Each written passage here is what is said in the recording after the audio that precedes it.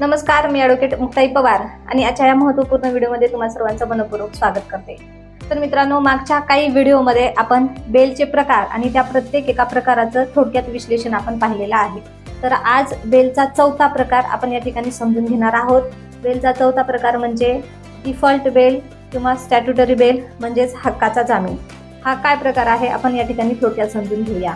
तर हक्काचा जामीन म्हणजेच ज्यावेळी पोलीस हे आरोपीला अटक करतात, 24 तासाच्या आत न्यायालयासमोर हजर करतात, त्यावेळी त्यांना त्या ठिकाणी चार्जशीट दाखल करायची असते।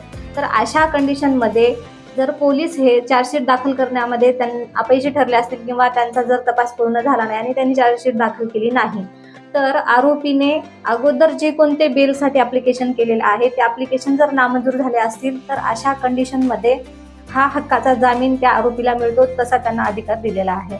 तर मित्रांनो, 90 दिवस किंवा 60 दिवसाच्या आत जर करता पोलिसांनी चार्जशीट दाखल केली नाही तर आरोपीला हक्काचा जामीन म्हणजे स्टॅट्युटरी बेल त्या ठिकाणी तसं ॲप्लिकेशन करता येते।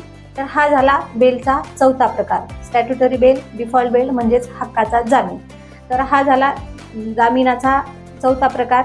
तर मागच्या काही व्हिडिओमध्ये आपण प्रत्येक एका जामिनाच्या प्रकाराचं विश्लेषण केलेलं आहे।